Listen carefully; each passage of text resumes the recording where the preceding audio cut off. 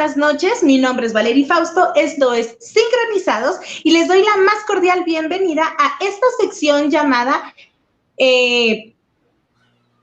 Cita con el especialista. Y el especialista que tenemos el día de hoy es la psicóloga Elizabeth Sapien, quien nos estará hablando de un tema sumamente interesante y que hoy en día en las aras de la pandemia está haciendo de las suyas. Es el estrés y la ansiedad. Elizabeth, ¿qué tal? Buenas noches, gracias por acompañarnos una vez más.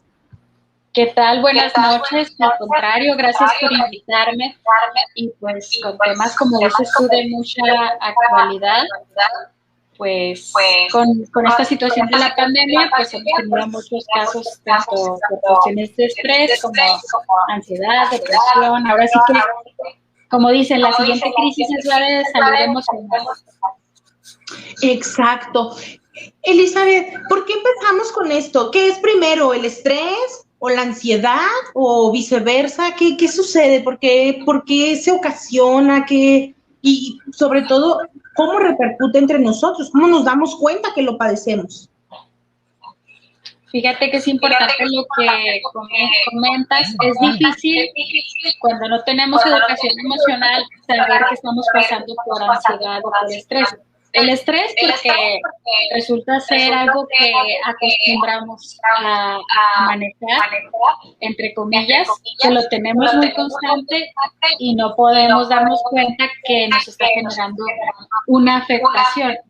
Y la cuestión de la ansiedad, he tenido infinidad de personas que acuden a la consulta que antes de saber qué es ansiedad, pensaron que tenían alguna cuestión en el corazón, que tenían algo en los pulmones, que tenían alergias. Bueno, ahora nos tocó inclusive que pensaran que tenían COVID y eran ataques de ansiedad. Pero, ¿cómo se relacionan los síntomas de COVID con los ataques de ansiedad? ¿No suena un poco hipocondríaco esto? Sí, lo que pasa es que con la ansiedad hay dificultades para respirar, hay opresión en el pecho y pues las personas que han pasado con gravedad la cuestión del el COVID, pues tienen estas manifestaciones con respecto a la respiración. Y pues sí, de alguna manera esa misma preocupación de que pudiera estar enfermo o enferma está generando ansiedad. ¿Haz de cuenta que es un círculo vicioso?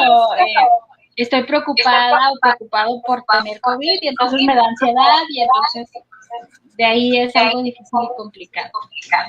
¿Qué se presenta primero, la ansiedad o el estrés? ¿La ansiedad es consecuencia del estrés o es a la inversa?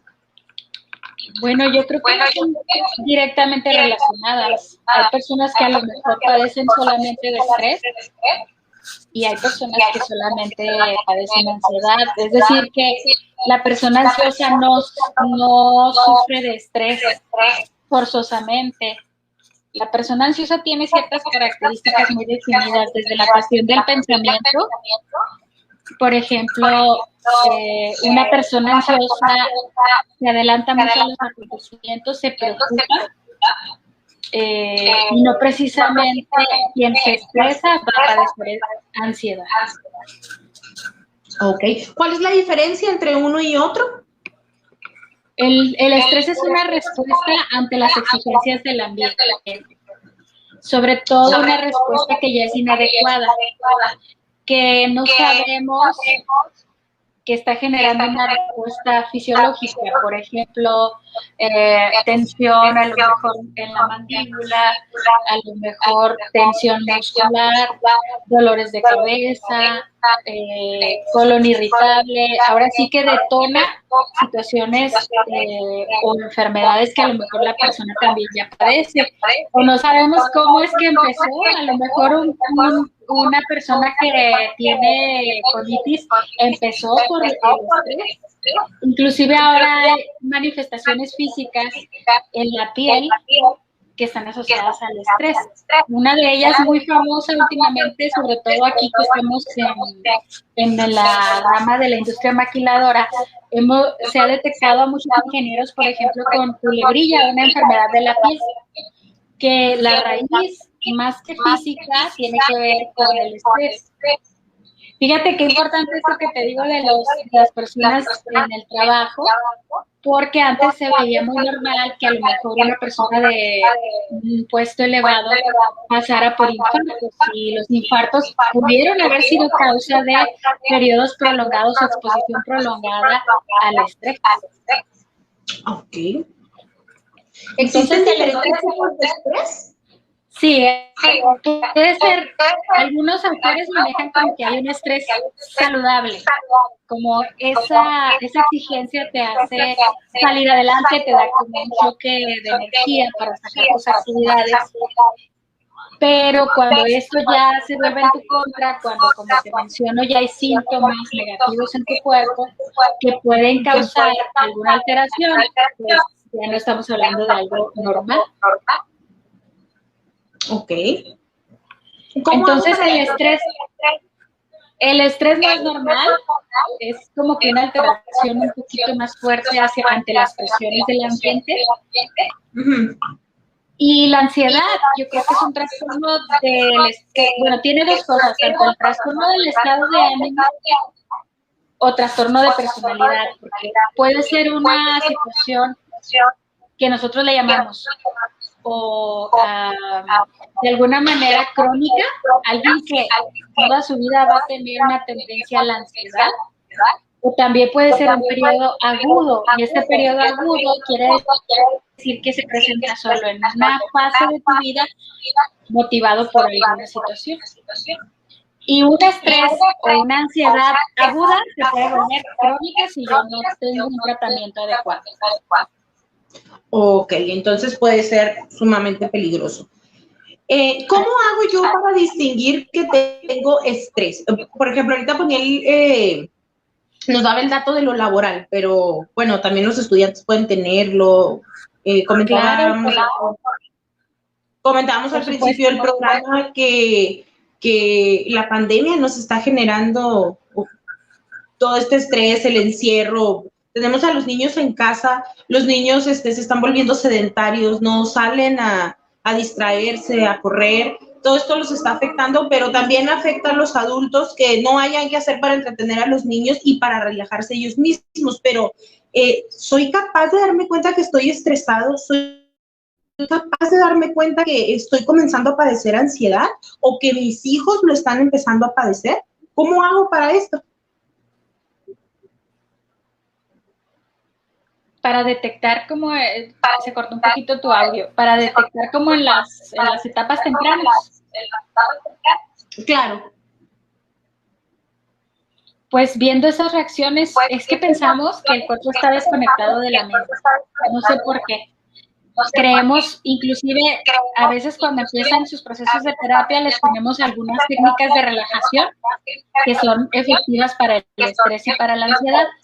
Y cuando hacen esas técnicas de relajación, resulta que empiezan a sentir, pero ya lo sienten, un poquito de tensión, a lo mejor en la parte del cuello, un dolor de cabeza, pero es que resulta que esos síntomas ya están, pero no los percibimos, los vemos como muy normales, como parte de la vida cotidiana, cuando en realidad no tienen nada de normales. Y cuando hacen este tipo de técnicas, yo les hago referencia a que es como cuando quieres escuchar en el exterior de tu casa los ruidos y le bajas al volumen de tu televisión, de tu radio. Entonces, lo que hacen las técnicas de relajación es darte cuenta, prestarle atención a tu cuerpo, cómo está conectado con una situación, y estos síntomas ya los tienes, pero no te das cuenta, los vives. Y yo creo que si alguien nos dijera, como con los niños congelados, a lo mejor la gente estresada va a darse cuenta que tiene a lo mejor una tensión súper fuerte en los dedos de los pies, una tensión muscular. Entonces, incluso un dolor muscular que yo creo, no sé, que me lastimé el pie o algo, podría ser un síntoma de tensión o de estrés y ni siquiera me estoy dando cuenta. Pudiera estar relacionado la tensión muscular, pero a lo que yo me refiero es sobre todo en las áreas que tienen que ver con la espalda, con el cuello, con la nuca, que son como lo que más se asocia a las cuestiones del estrés. Ok. Bueno, y si ya lo detecté en un área temprana, ¿qué hago para lidiar con él? ¿Lidio con él o tengo que ir a terapia forzosamente cuando está en una etapa temprana o nos puede dar algunos tips para sobrellevarlo? Fíjate que todo está asociado precisamente con el tema que dices de la pandemia, porque una forma donde la gente puede aminorar el estrés es el ejercicio. Y el ejercicio, tú sabes que ahorita también está limitado por las cuestiones de los aforos, un tiempo estuvo cerrado todos los gimnasios, inclusive no se podía acudir a algún espacio como un parque y todo esto. Entonces, una de las formas en las que ordinariamente las personas liberan esta tensión es a través del ejercicio. No todo es la terapia, y eso que me dedico a eso, O sea, a veces el arte puede ser una manifestación que nos ayuda a minorar el estrés, el ejercicio, por supuesto, hasta porque hay una liberación ahí de sustancias en el cerebro que producen tranquilidad, felicidad, como la serotonina y demás. También, por supuesto, que la cuestión de el servicio, la ayuda a los demás, que son actividades que también generan sustancias agradables, también pueden aminorar esa situación. Pero yo creo que el estrés puede manifestarse como una incapacidad para relajarse, para poder estar tranquilos. Pero también existen alteraciones, tanto en la ansiedad como en el estrés, en dos procesos muy importantes, el apetito y el sueño.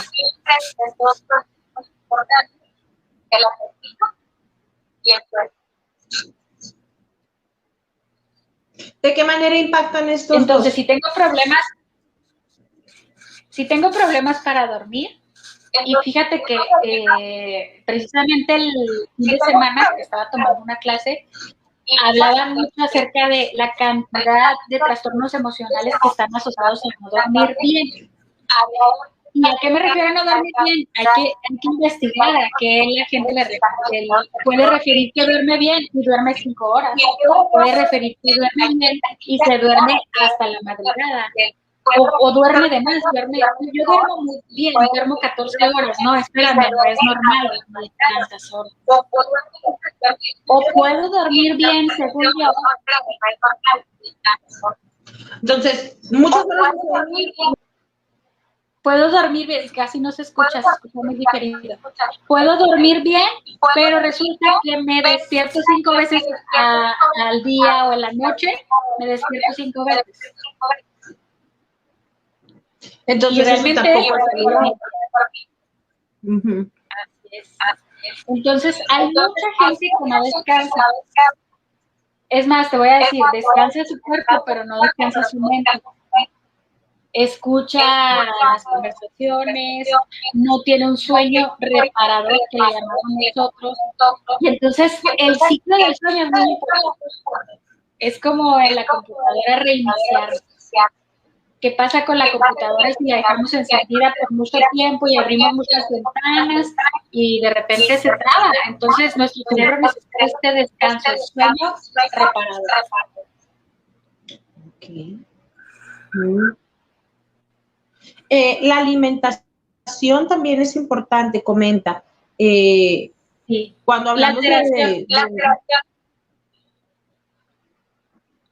alteración de la alimentación, me refiero a la pérdida de apetito o el exceso de apetito. Estos dos síntomas también pueden estar asociados a estrés y ansiedad. O la cuestión de no tener el tiempo para poder comer, comer a prisa, todo esto denota mucho lo que es sobre todo el estrés. Y una alimentación sana y una alimentación adecuada, también hay un libro muy interesante que se llama El cerebro de pan. En este libro lo que dice el autor es que comida es información para el cuerpo. Entonces, imagínate, tenemos hábitos súper dañinos y de repente consumimos únicamente alimentos pues, que no son poco nutritivos, no consumimos agua, ahora sí que le hacemos daño al cuerpo, ¿no? Y la información que le estamos dando. Estaba escuchando este libro en presencia de una persona que no le gusta la harina y hablaba el libro del cerebro de pan acerca del gluten y pues la mala fama del gluten es que pues, genera un sinfín de alteraciones. Entonces esta persona dice, ay, lo bueno es que a mí me gusta la harina, o sea, yo no consumo harina. Y luego que empiezan a relatar la cantidad de productos que contienen gluten, inclusive cremas, o sea, está en todas partes. Entonces, el cerebro de pan que maneja mucho con la alimentación tiene mucho que ver con los procesos de ansiedad, de depresión.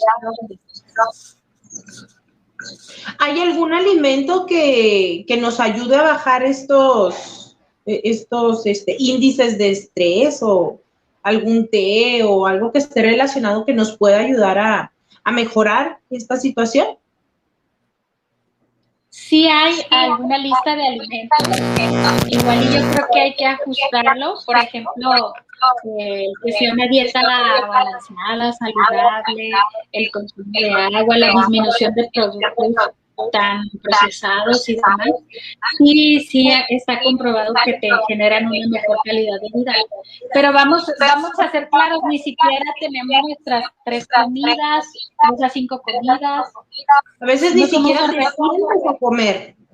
Exactamente, no somos ordenados para comer a determinada hora nada más, a no cenar hasta cierta hora.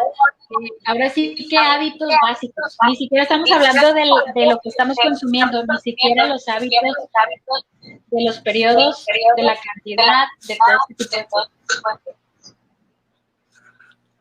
Claro. Es que todo lo que a la salud se refiere es un área que en general las personas descuidamos bastante. A veces pensamos que hablar de la salud es únicamente referirnos a tener diabetes o un cáncer y que también a todo este tipo de enfermedades nos damos cuenta hasta que ya estamos en estragos, hasta que ya son sumamente notables físicamente o anímicamente, y son cosas que podemos evitar o podemos detectar en tiempo, pero vaya, si en estas situaciones no nos tomamos el tiempo de irnos a revisar constantemente, creo que lo que se refiere a las cuestiones mentales o de nuestro espacio, de estar relajados, esto menos, y es hasta que ya entramos en un colapso nervioso o alguna situación de estrés que ya nos pone en jaque que nos damos cuenta.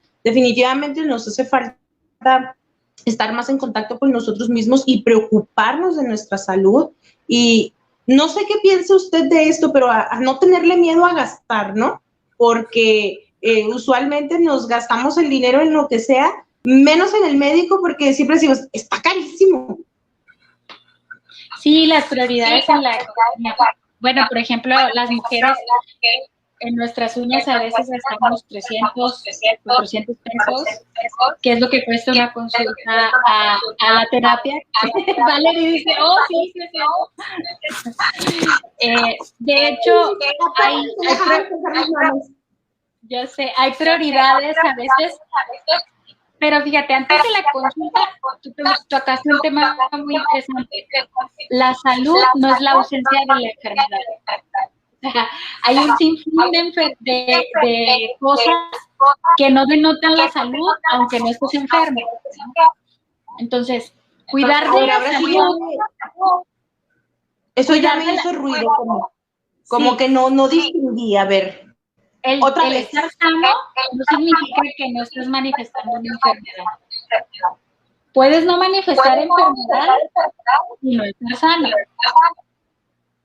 Entonces, la salud es más amplia. La salud tiene que ver con la prevención, lo que tú decías. Por eso es que la buena alimentación, el ejercicio, el cuidado emocional son síntomas de salud, más que la ausencia de enfermedad. Es como dices tú, vamos al médico, de hecho nosotros lo explicamos, vamos al médico hasta que me duele, pero no nada más hasta que me duele, hasta que me duele y ya me tomé un té de la abuelita y no me funcionó, y ya me tomé la pastilla automedicada y no me funcionó, entonces ahora sí ya voy al médico.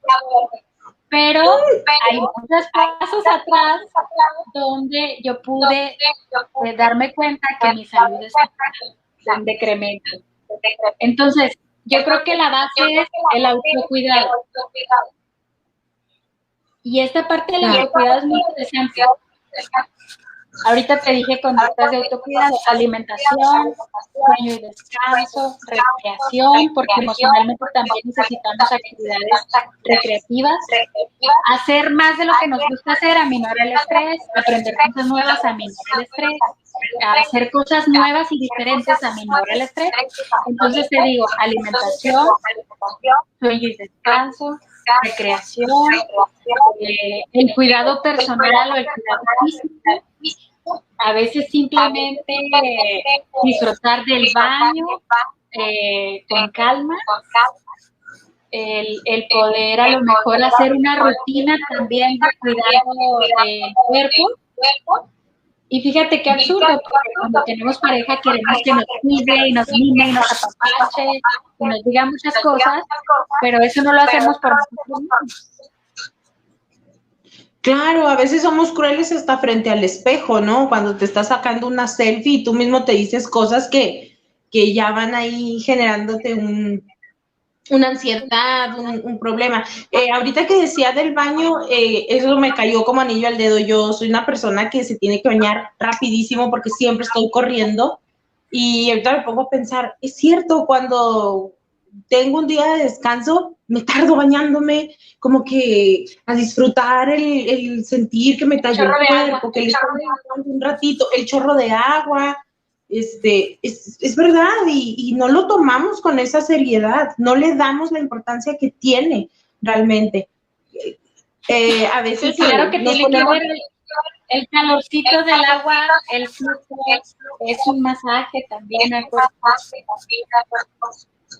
Luego yo estoy sorprendida porque estamos generando esta cantidad de maravillosas entrevistas con ustedes y yo empiezo como que tomando ahí las preguntas que les voy a hacer para que la gente empiece a darse cuenta y así, y cuando termina la entrevista siento que me acaban de regañar porque entonces me doy cuenta que tengo muchas cosas que estoy haciendo y digo, ¿quién? Pero vas a crecer en estos temas. Fíjate que claro. Tengo un amigo, no agraviando, Alonso Rojas, de Televisa, y cuando hablamos de temas emocionales, saben muchas cosas. Entonces, yo creo que ha sido, aparte de su experiencia de vida, ha sido a raíz de tantas entrevistas a tantos especialistas, donde van tomando estos conceptos. Así que, Valerie, tú muy bien. Vas a salir súper experta. Sí, en este periodo de entrevistas he aprendido un montón de cosas, y ahorita me estoy llevando más tarea y yo, diantres, creo que estoy haciendo muchas cosas mal. Claro, y yo creo que mucha gente...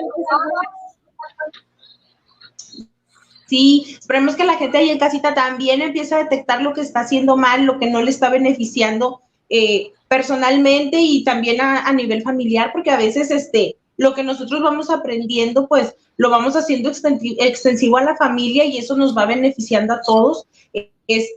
A mí me encantaría que la gente nos deje preguntas, ¿qué dudas tienen para que podamos aclarárselas?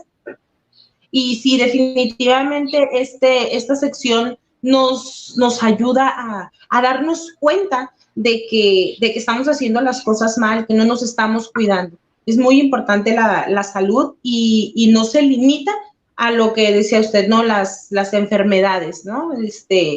Como, no sé, estas que son como las que nos suenan, vaya hasta la gripe, pero eso no es lo único que es salud. Sí, como te decía, la cuestión de la prevención. Y luego, que es esta pregunta me la han hecho muchas veces. ¿Cuándo sé que debo ir al psicólogo? Y luego, si ese grupo me da mucha risa, pero siempre les digo, cuando me pregunte, ahí es el momento. No te creas. Pero cuando ya tengo la inquietud, y digo, ¿qué tengo que hacer? ¿Qué tengo que esperar? Yo creo que ahí es el momento donde yo puedo ir hasta, bueno, la terapia tiene infinidad de beneficios, aparte de contrarrestar la ansiedad, la depresión, todo lo que vaya llevando la persona. Digo, es una herramienta de autoconocimiento, es una herramienta de inteligencia emocional, de crecimiento personal, que vuelvo al punto, no necesito estar enferma de ansiedad o depresión para acudir, puedo hacerlo y puedo de alguna manera tratar muchos aspectos juntos, tomar decisiones, comunicarme mejor. Ahora sí que la terapia, hay una frase que dice que debería de ser parte de la canasta básica. Pues si lo vemos ya desde esta perspectiva, sí. Yo, por ejemplo, soy una persona que me cuesta tomar decisiones y me cuesta decir no. Soy el tipo de persona que de pronto le dicen, oye, ¿vas a venir aquí? Y yo, sí, pero la verdad no tengo tiempo. Causa. Sí. Causa. Y no quieres, pero dices... Mire, tenemos aquí un comentario que nos preguntan, ¿cómo saber si los niños están estresados? Los niños manejan también cuestiones del estrés. Miren, es que la visión que tenemos de las niñas es muy adultocentrista. Entonces, creemos que no son seres completos, que no son seres desarrollados. La verdad es que sí los tratamos malamente. Y por supuesto que ya hemos notado procesos ansiosos en niños muy pequeños. Se muerden las uñas, se preocupan de manera reiterada, tienen miedos irracionales a muchas cosas. Tienen a los niños, por ejemplo, les hemos detectado el síndrome de ansiedad por separación, es decir, ese niño o esa niña no está a gusto si no está soportado su mamá, o si se va su papá al trabajo, su mamá ya piensa lo peor, piensa que le va a pasar algo, que no va a regresar. Entonces son niños que desde pequeños ya están presentando problemas de ansiedad, que hay que trabajar, que hay que hacer algo. Y por supuesto que el estrés en ellos se manifiesta igual, de la misma forma, con alteraciones en el sueño, en el apetito, con morderse las uñas, con alguna compulsión, con alguna situación que a lo mejor ellos no puedan manejar. Lo que yo les digo del estrés es como factores externos e internos que generan presión. Y esa presión es como que difícil de soportar. Y en ellos a veces generamos mucha presión. Generamos presión sobre sus calificaciones, generamos presión sobre sus deberes de la casa, generamos presiones, digo, me ha tocado a veces es que los adultos les digan a los niños, ahora tú eres el hombre de la casa.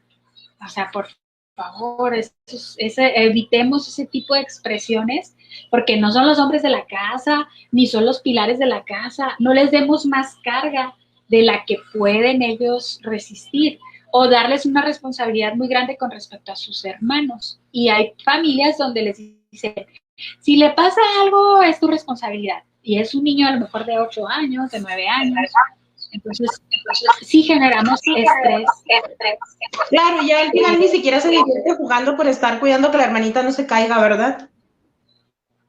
Ahorita que decíamos de la alimentación, he conocido casos que estresan a los niños con qué comer, que a lo mejor la mamá o el papá está obsesionado con el peso y le dice, no comas esto, no comas aquello, no comas tantos dulces, o sea, pero de manera desmedida, o sea, donde me ha tocado ya niños y niñas muy pequeños preocupados por el peso, cuando una persona especialista en nutrición te puede decir que a ellos no se les reduce ningún grupo de alimento porque están en desarrollo. Entonces, sí, los expertos dicen que para que una persona de esa edad pueda tener un control de peso. No le puedes quitar alimentos porque tus padres o madres pues a veces restringen al niño con respecto a ese tipo de cosas, o ya le hacen un comentario acerca de, oye, estás subiendo de peso, oye, estás muy gordito, muy gordita. Generan presión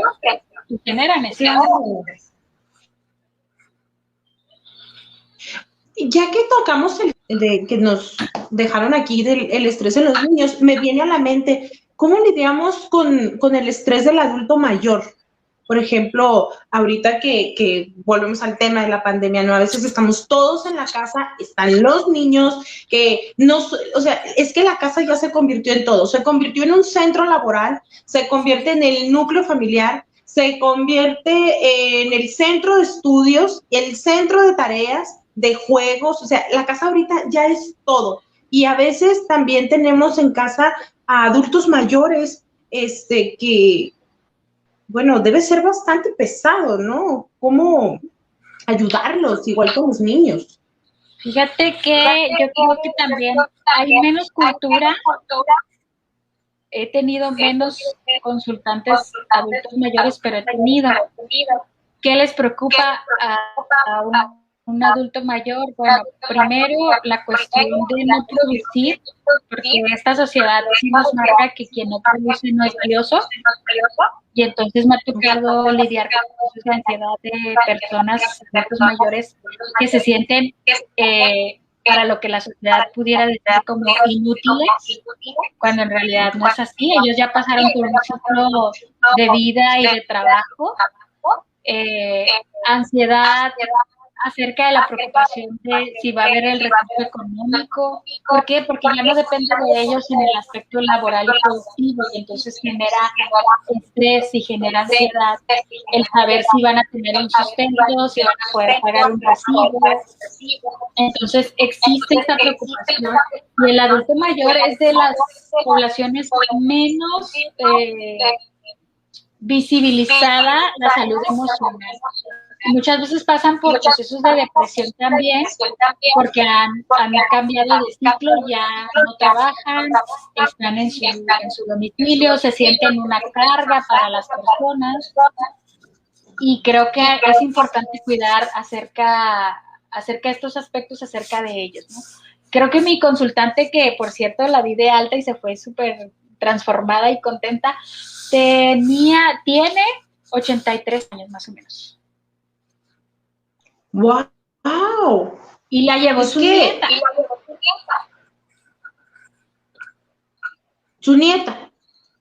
Qué increíble, ¿no? Que es otra generación la que se está preocupando por ciertas personas, ¿no? A veces los hijos ya no nos damos el tiempo de observar a nuestros padres, pero los nietos aparte los nietos tienen más convivencia con sus abuelos que nosotros con nuestros papás, ¿no? Estamos trabajando, estamos en nuestras cosas, en la adolescencia estamos ocupados odiándolos, y en la adultez estamos ocupados ignorándolos, y a veces son los nietos los que se percatan de todos estos asuntos, ¿no? Porque, no sé, me hace pensar que la invisibilidad que tienen ellos, los lleva a lograr entender la que tiene el adulto mayor.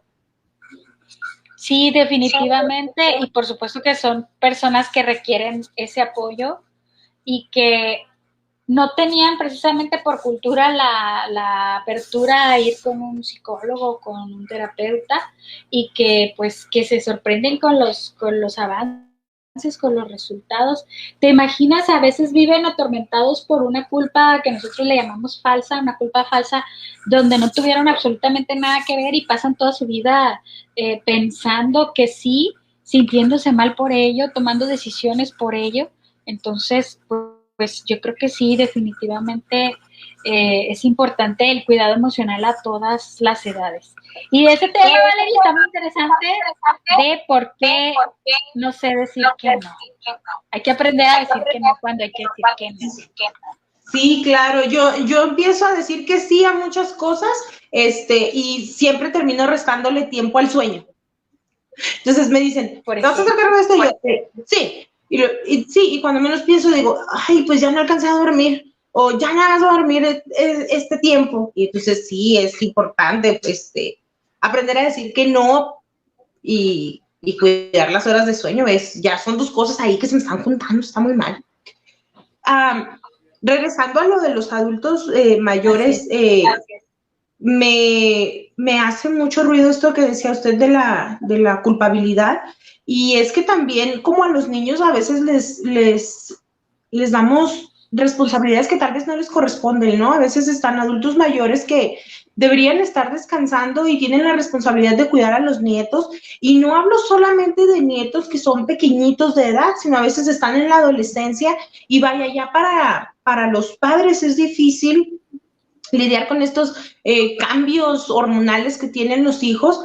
Un adulto está cansado, ya lidió a sus hijos, y ahora aparte hay que estar cuidando a los nietos, estar detrás de ellos, si se salen, si vienen, si van. Entonces, creo que es bastante importante relajarnos con lo que le pedimos a los otros, ¿no? Claro, y también hay muchas conductas de abuso realmente con respecto a los adultos mayores. Por ejemplo, decirles, no estás enfermo, ¿para qué te lleva al doctor? ¿No? Como que minimizamos estas cuestiones médicas. Es que está exagerando o alguna cuestión así. Y en la parte económica, bueno, también he tenido experiencias diversas donde, olvídate, o sea, hasta los esperan a los adultos mayores en el banco los hijos para quitarles la pensión. Imagínate, de por sí la pensión es una cantidad pues muy pequeña la mayoría de las veces, y precisamente este papel de la madre abnegada, el padre abnegado, pues los hace ser presa de estos abusos, ¿no? Entonces yo creo que sí es una población muy poco atendida en muchos aspectos. Vaya, es que con lo que dice me estoy poniendo a pensar en las cosas que a veces les hacemos al adulto mayor.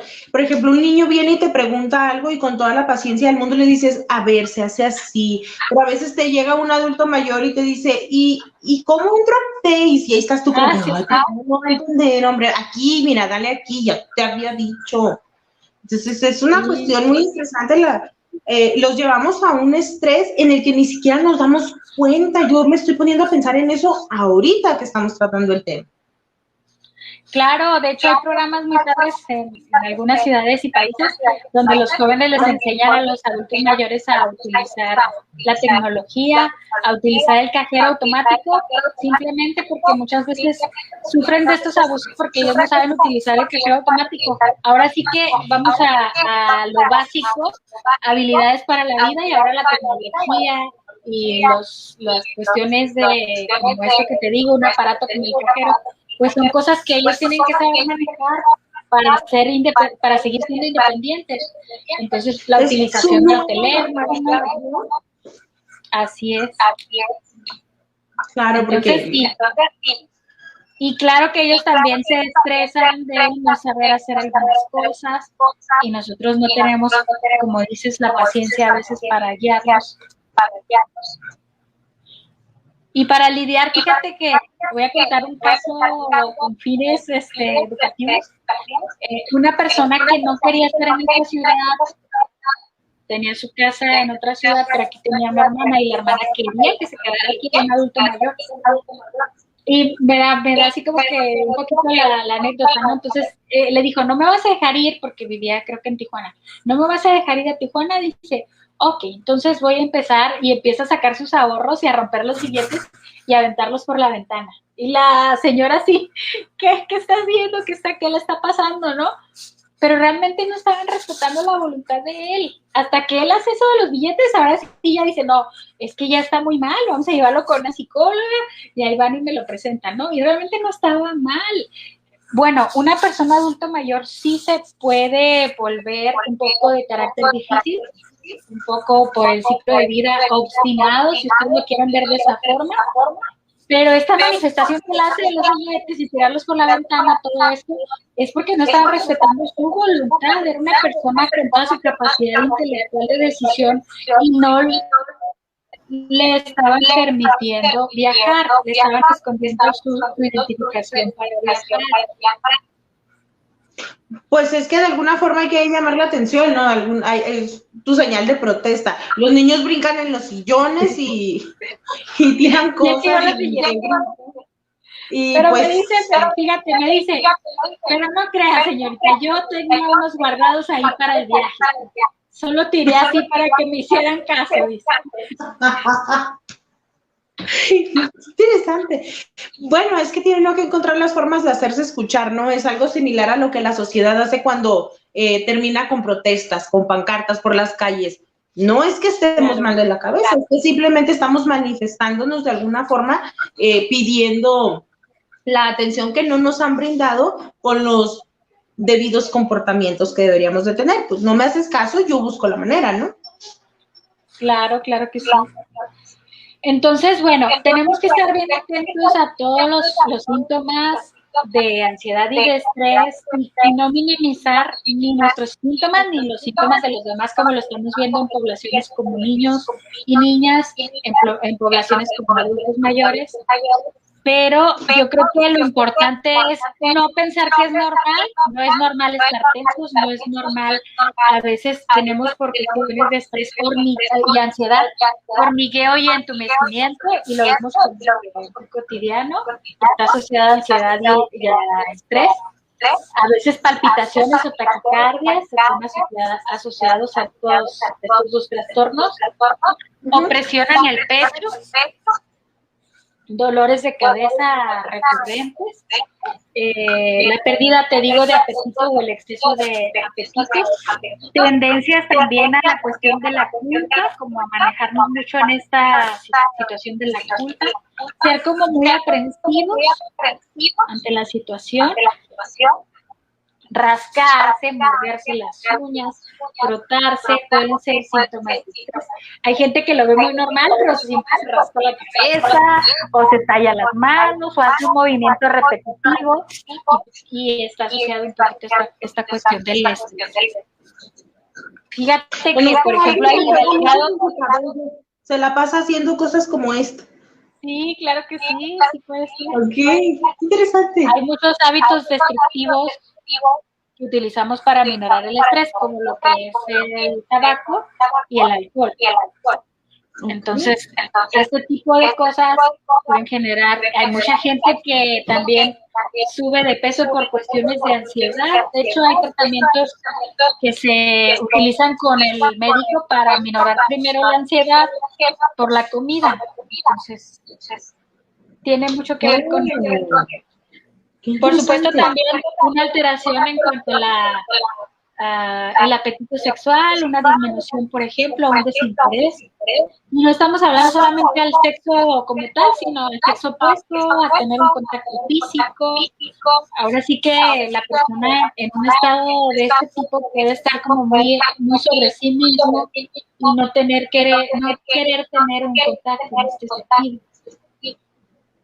Claro, y es que aparte, regresando a las cuestiones familiares, donde todo el tiempo estamos ya en casa, incluso eso se ha vuelto difícil porque se ha perdido la intimidad, ya no hay espacios, los niños todo el tiempo están en la casa, tú todo el tiempo estás en la casa, es el mismo espacio, es aburrido. Y si tienes más familiares contigo, bueno, pues son cosas que generan estrés, ¿no? Generan un problema. Qué importante prestar atención a todos estos detalles. Wow. Lo que dices es importante. Que ahora se debe de regular mucho lo que es el trabajo en casa. Porque si hay empresas que ya no van a regresar a las oficinas, a las instalaciones, que han visto que esto del home office es productivo para ellos y hasta les ha generado ahorros y disminución en muchos sentidos, pero tiene que estar bien regulado el trabajo a distancia y la persona tiene que tener un papel y una cultura de trabajar en casa. Digo, tengo una colega que trabaja en casa, bueno, está con su gato muy pegadito a su casa, pero digo, ya desde que se levanta se pone su filipina, y hay algunos psicólogos que usan filipina, y en lo particular no me tocó esa cultura, pero se pone en un papel para ir al trabajo, se pone un horario, porque también puedes caer en el otro extremo de no separar y no tener un espacio de familia porque estás ahí, o no trabajar de manera eficiente porque estás en la cuestión del hogar. Yo creo que en este caso, que ya lo hemos hablado en otros temas, por las cuestiones de género, muchas veces fue un rol más fuerte para las mujeres, porque estando en home office no es lo mismo un hombre que una mujer en home office, porque el cargo de la casa y de los hijos está, pues desafortunadamente, más cargado hacia la mujer que hacia el hombre. Entonces, el hombre puede aislarse para trabajar, pero digo, tengo amigas muy cercanas que hasta lactando, ¿no? Están lactando y están en la computadora y están, ahora sí que haciendo todo el proceso en un mismo tiempo y les generan el estrés. Están trabajando y sus hijos en las clases online, y el niño les va y le pregunta cosas de la clase, pero también tiene que reportarse en la oficina, así que imagínate, está un poco complicado. Y luego, más que muchas de las empresas toman el home office como una disponibilidad 24/7, no respetan tu día de descanso, tus horas ya no laborales. Todo el tiempo están mandando mensajes de WhatsApp. WhatsApp es una herramienta súper útil para comunicarte, pero luego terminan por cansarte porque se te llenan de mensajes del trabajo y es como, son las 2 de la mañana, ¿por qué me estás mandando mensajes? Ciertamente hay que... Es reculturizarnos, ¿no? Cuando hablamos de la nueva normalidad, la mayoría pensamos en cubrebocas, limpiarnos las manos con gel antibacterial, aumentar nuestros hábitos de higiene, la limpieza de los zapatos, etc., etc., etc., siempre referente a estas cosas, digamos, físicas, pero es que la nueva normalidad abarca demasiadas cosas, incluso refiriéndonos a lo que comentaba sobre el home office, ya hay una norma legal para regularizar este punto porque se han visto demasiados abusos tanto de parte de los colaboradores como de las empresas mismas. Entonces, qué importante lo que dice es de que tenemos que crearnos rutinas que nosotros mismos tenemos que respetar, porque eso empieza con nosotros. Y creo que también tiene que ser muy importante el que las empresas respeten esto, porque está ahora regulado por la norma 035, que son la de factores de riesgo psicosocial, que bueno, te voy a decir una cosa, a mí me ha tocado trabajar con empresas que dicen que ya están capacitados en la norma y no tienen ni la menor idea, porque realmente existe la interferencia trabajo-familia, que es un factor de riesgo psicosocial, existen las cargas desproporcionadas, y esto, por eso te digo, ahorita que hablábamos del estrés, el trabajo puede generar el estrés, y el estrés del trabajo te lo puedes llevar a tu casa, y es un círculo medio desagradable. Y tu ansiedad te la puedes llevar al trabajo y volverse un factor de riesgo psicosocial, algo que afecte a las empresas.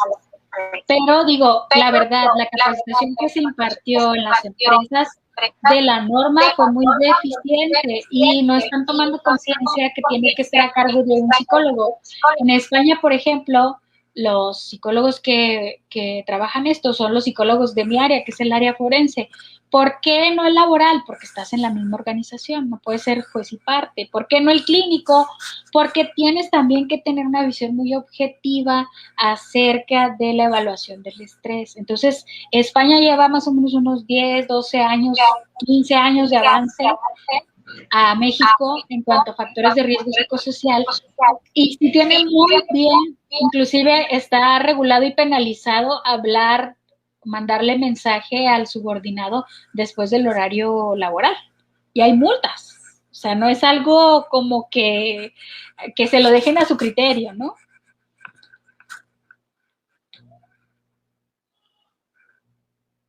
Wow, no deja de sorprenderme todo lo que estás comentando. Y sí, definitivamente hay países que están mucho más avanzados y tienen mayor relación ya con la implementación de estas normas. Nosotros técnicamente estamos en pañales, puesto que dimos los primeros pasos que fue el año pasado, haciendo todo nuestro diagnóstico, y este año estamos comenzando a trabajar en las implementaciones de los issues que se encontraron en esta determinada auditoría, pero la verdad es que estamos lejos de hacer una comprensión exacta de lo que realmente arrojaron estos datos, porque todavía se está viendo de manera superficial. Estoy encantada con el tema, hay muchísimo más para expandirnos, realmente hablar del estrés y la ansiedad. Hemos tocado varios puntos y en realidad no hemos ahondado en ninguno. Esperamos que la información le haya servido muchísimo a la gente. Tenemos que despedirnos, ya es hora de irnos, se me fue rapidísimo la hora, de verdad, es uno de los programas que más rápido se me ha ido. Para que me vuelvas a invitar, vale. Sí, de hecho, esto nada más nos marca la pauta de la segunda parte. Vamos a expandir este tema y hasta de por qué no sabemos decir no. Eso también es interesante. Sí, me gusta mucho las causas. Sí, eso me encantaría. Debemos de pactar otra entrevista para ahondar en estos diversos temas. Por favor, Elizabeth, antes de que nos vayamos, déjanos tus redes sociales, donde podemos contactarnos, desde donde nos visitas, quieres hacer el favor de contar con tu maravillosa presencia, para ya despedirnos de la gente. Claro que sí, bueno, soy la licenciada Elizabeth Sapien, soy la directora y fundadora de Psicólogos de Ciudad Juárez y de una empresa de capacitación, se llama IDEA Capacitación y Consultoría. Pues somos un equipo de terapeutas, ya somos 15 terapeutas trabajando aquí en Ciudad Juárez en diferentes áreas, en diferentes especialidades. Nos encuentran como grupo en la página de Psicólogos de Ciudad Juárez con la palabra ciudad completa, y en lo particular tengo también mi página, mi fanpage como psicóloga Elizabeth Sapien, en donde pueden encontrarnos, contactarnos, y tenemos ahí nuestros teléfonos, nuestra dirección. Esperemos que alguien que haya detectado algo de ansiedad, de depresión, no se espere. Le agradecemos mucho los comentarios y las preguntas de tu auditorio, y pues estamos a la orden. Espero verlos. Aquí nos agradecen por la información. Eso más que nada es para usted, porque nos ha brindado información excelente. Muchísimas gracias por habernos acompañado, Elizabeth. Espero que nos reunamos una vez más con más temas de interés de nuestra sociedad. A ustedes que nos acompañaron, les agradecemos muchísimo que hayan estado con nosotros hasta el final. Si nos estás viendo en una repetición y ahora te nacen dudas y no alcanzaste a preguntarnos porque estás viendo una repetición, no te preocupes, mándanos las preguntas y eso puede ser la sugerencia de un nuevo tema que podemos traer para ti, para que así se resuelvan tus dudas y ya nos visites en vivo y podamos expandir nuestros temas. Mi nombre es Valerie Fausto, esto fue Sincronizados, en una sección dedicada a hablar con especialistas de múltiples temas. Hasta la próxima, buenas noches, nos vemos, bye bye.